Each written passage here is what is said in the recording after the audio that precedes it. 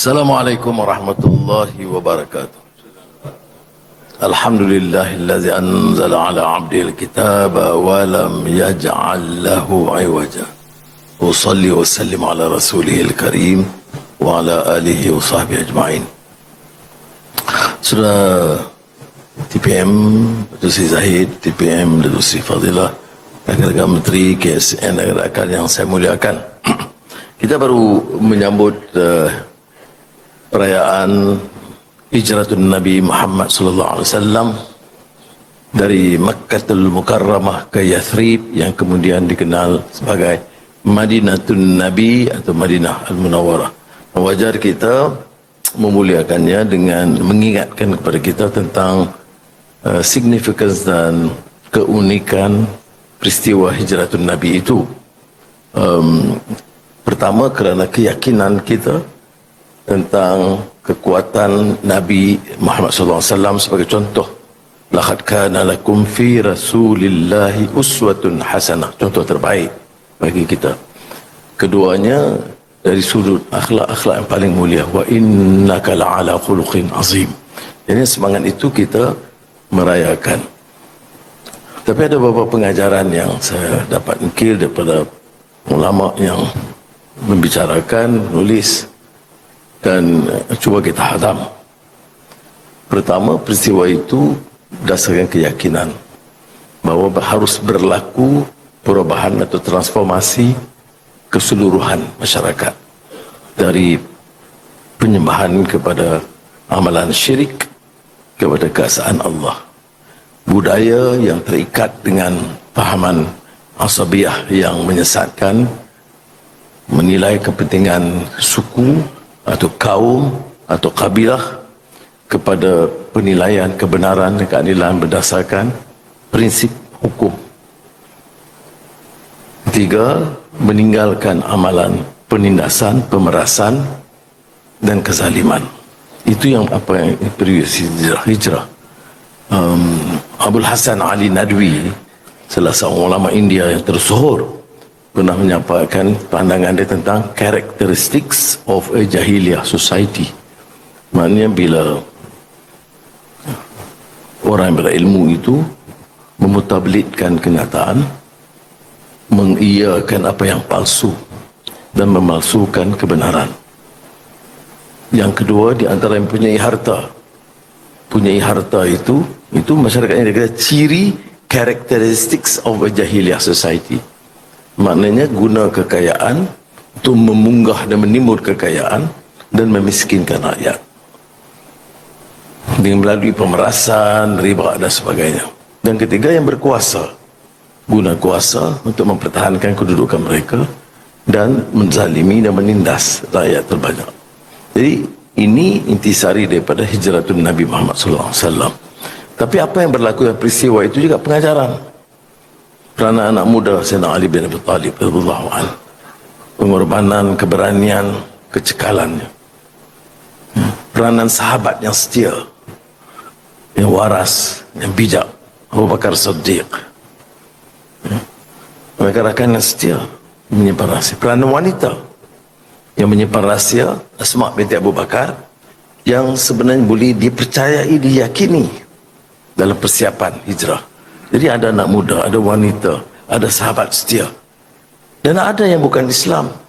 Abdullah Abu Uraiqah, sahabat Samaha, betul. Abu Uraiqah itu mufti boleh betulkan, itu Hakim boleh betulkan. Dia maknanya ada peranan. Saya tidak tahu sama keyakinan dia, tapi maknanya kesetiaan dia dipercayai kerana dia tahu tentang logistik perjalanan. Kawasan itu paling pintar, dia tahu lereng-lereng bukit untuk menyelamatkan Nabi Muhammad SAW. Jadi peranannya, kita belajar begitu. Ya. Dia tidak ada hijrah tanpa sumbangan. Pertama, keyakinan kepimpinan Rasulullah SAW, sahabat yang setia, yang tidak pertikai, anak muda Sayyidina Ali, wanita Asma, itu semua dia mikir.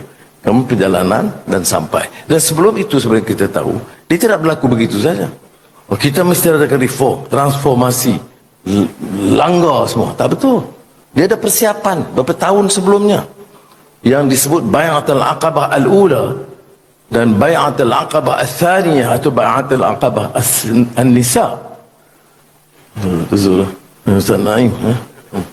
Bai'ah maknanya janji, Aqabah di tempat bukit Aqabah yang pertama dan yang kedua. Maknanya 2 tahun sebelumnya sudah ada persiapan di Madinah. Orientasi pemikirannya, kefahamannya. Dan yang keduanya dia disebut Bai'ah Aqabah An-Nisa kerana wanita dari Madinah atau dari Yathrib masa itu datang ikrar kepada Rasulullah, kami patuh pada pimpinan, kami yakin dengan agama Islam. Okey. Itu disebut Bai'ah Aqabah kedua, Al-Thaniyah ataupun An-Nisa, wanita. Baik. Tapi tak begitu saja. Rasulullah tak menerima hanya mereka sekerana pengakuan mereka. Dia kirim. Kalau tak salah saya 2 orang, Mus'ab bin Umair dan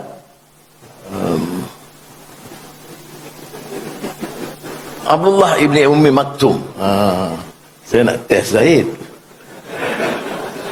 Masa saya dengar ada ceramah dari itu. Baik. Mus'ab bin Umair kerana kepintarannya, ilmunya, kefahamannya. Abdullah bin Maktum, saya tahu, kalau tahu sejarah ni dalam Asbabun Nuzul tentang Abasa wa Tawalla, orang yang buta, nampak miskin, yang Rasulullah berpaling. Kadang-kadang kita hanya berjumpa dengan ketua-ketua. Malam yang perpaduan ketua-ketua parti, kan? Contoh. Tapi dalam peristiwa Abdullah bin Maktum ni, kerana dia miskin dan buta, itu diperingatkan supaya didengar juga yang di bawah pengajarannya. Baik, untuk merumuskan, nyatakan bahawa 2 orang ini dihantar supaya tahu apa itu Islam, tahu apa itu Quran, dan tahu apa dia mesej Islam itu. Barulah berlaku dan proses itu berterusan yang disebut Hijratun Nabi Muhammad SAW untuk membina melalui perjanjian Safa Madinah dan juga cuba menyantuni semua kelompok di Madinah yang agak sukar kerana berlaku Muhajirin, Ansar dan kabilah-kabilah Kristian, Yahudi dan lain-lain. Sesudah almarhum Ismail Faruqi merumuskan, dia kata, ini tercapainya masyarakat itu melalui kebijaksanaan, proses, dan masyarakatnya, pimpinannya harus betul, masyarakatnya juga.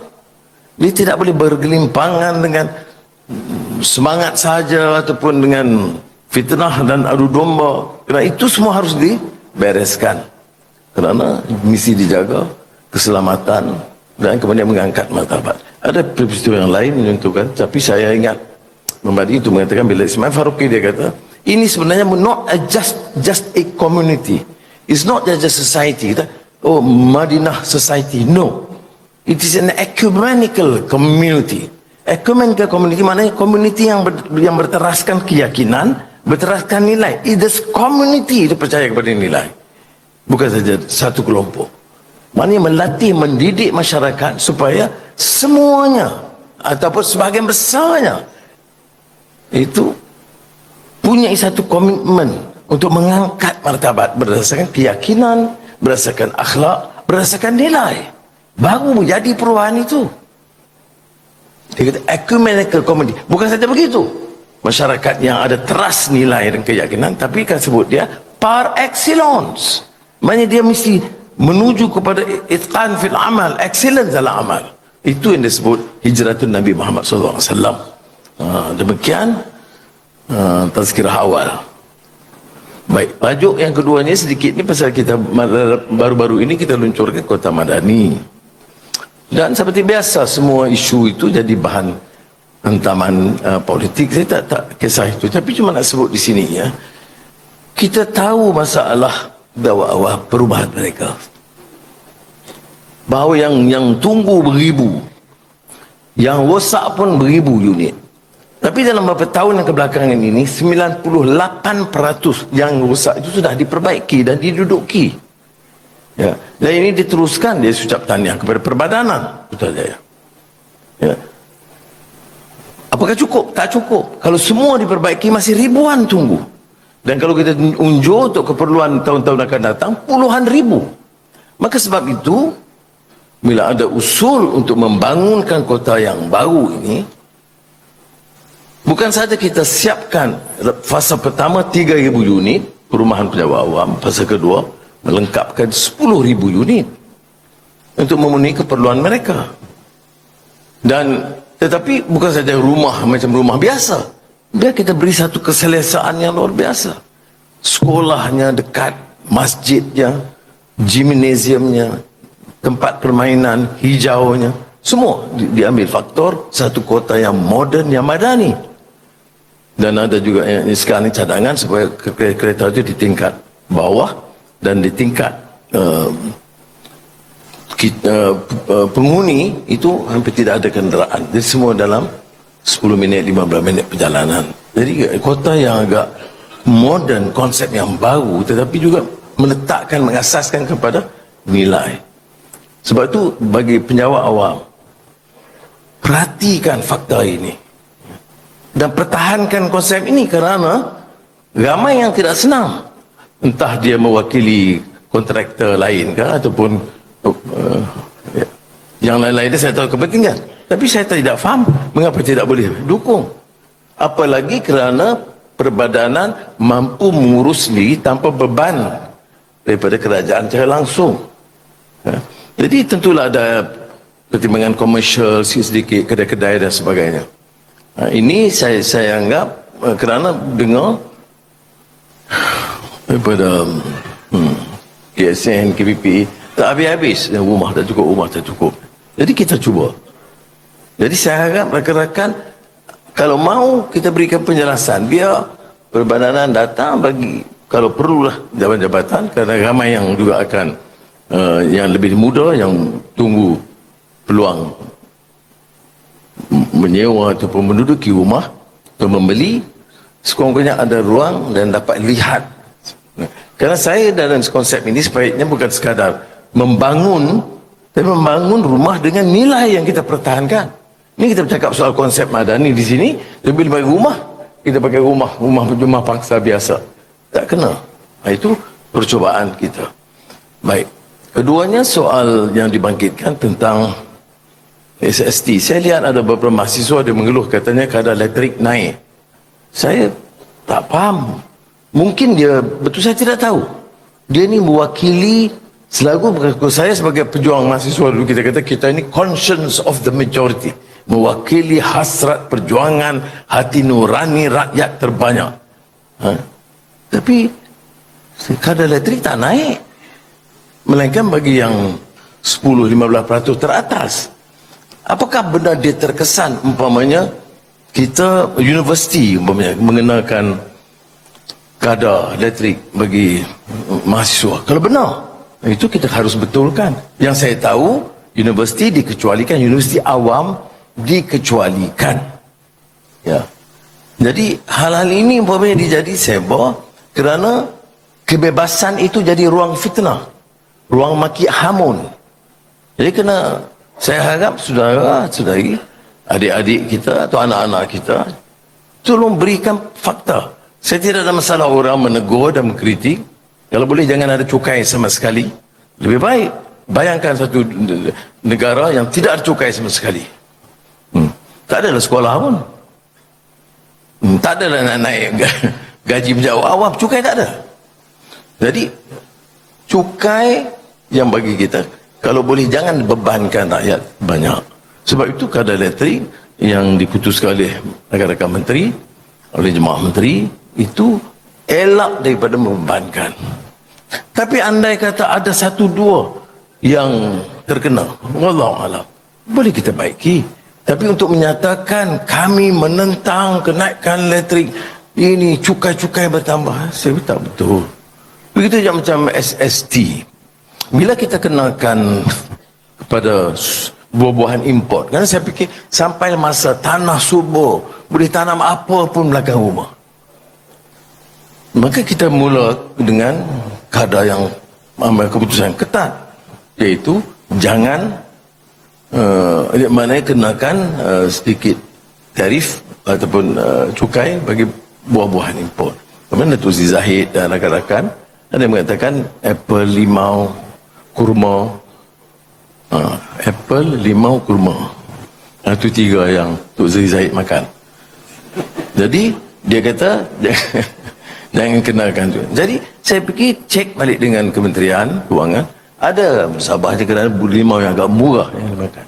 Jadi kita boleh kecualikan, boleh. Walaupun umumnya saya katakan jarang berlaku di mana Kementerian Kewangan bila buat keputusan dia nak ubah suai dalam masa singkat. Tapi kita boleh dengar macam kurma tahun depan bulan Ramadan. Jadi kita rasa ramai yang gunakan, jadi boleh kita ubah suai. Tapi untuk mengatakan bahawa yang membakar rakyat itu kita harus teliti lah ya. Dan begitu juga dengan syarikat-syarikat SMEs ni, yang terutama yang peringkat kecil. Dia minta threshold itu 500,000 terlalu rendah. Jadi kita naikkan lagi. Dia minta 1,5 juta, kita naikkan jadi 1 juta. Itu dah diumumkan. Jadi saya minta cuma boleh tegur, tapi biarlah tengok faktanya dan keperluan kita dalam negara ini ya. Yang khair ialah tentang penjawat awam atau hakim, mana-mana pegawai yang tempoh persaraan dia ada prosedur dia. Tempoh persaraan dia tidak automatik. Bila kita bersara, tidak automatik sambung. Dalam keadaan ini saya ditegur, maknanya ada satu kempen, mesti sambung orang ini, jangan sambung orang ini. Ini maknanya jadi institusi yang patut ada integriti dan bebas itu sudah dipolitikan. Bila jadi wacana umum politik, maknanya kalau tak sambung, kumpulan ini setuju, sambung, kumpulan ini setuju. Jadi tidak wajar lagi. Apa yang berlaku ialah prosesnya. Ada yang mengatakan ini kuasa Perdana Menteri mutlak. Tidak. Kalau sudah faham perlembagaan, sudah tahu prosesnya. Ada Suruhanjayanya, ada Perdana Menterinya, ada yang Pertuan Agungnya. Itu dia pelantikan. Kalau pelantikan baru yang Pertuan Agung kemudian dibentangkan untuk perbincangan dengan Majlis Raja-Raja. Jadi semua hal itu harus diikuti. Jadi bila satu kes umpamanya disambung, khianat. Satu kes tak sambung, khianat. Jadi kalau sudah dalam kedudukan Perdana Menteri, terima je lah ya. Sabar. Tapi saya nak sebut sini itu keadaan dia. Saya rasa bila institusi begini dipolitikkan, jadi pada umum. Dengan keputusan ini makna ada pengkhianatan berlaku. Jadi kalau saya besok umpamanya penjawat awam katalah KSN, maknanya 6 bulan sebelum dia habis, dia kempen habis-habisan. Kalau tak sambung, khianat. Dan kumpulan yang setuju pula dengan dia, kalau tak setuju dengan dia pula, kata kalau sambung, khianat. Jadi tak boleh, tapi tak pernah berlaku begitu. Dan tidak harus berlaku begitu. Bahawa dalam institusi, apalagi badan kehakiman, kerana badan kehakiman itu bebas. Dia kita lobby dan sebagainya, tidak. Sebab tu saya elak daripada MUI mana-mana hakim kanan, melainkan ketua hakim negara untuk bincang, meluruskan, dan saya ucap terima kasih kerana selama ini hubungan cara pribadi dan perbincangan itu baik. Tafsiran di luar itu soal lain. Bagi saya hubungan, isu-isu yang dibangkitkan saya dengar, dan dalam semua perjumpaan itu saya tidak pernah campur dalam isu penghakiman. Dia apa yang dia nak putus, itu keputusan mereka. Saya tidak pernah campur. Tapi itu pun dipolitikkan. Kalau Datuk Seri Najib, minta maaf saya sebut, itu dapat di NAA, itu PM campur tangan dan khianat. Salah kena bagi di NAA. Kemudian itu satu pihak. Kemudian Saudara Sadiq baru-baru ini dapat NAA pun dari satu pihak salah juga.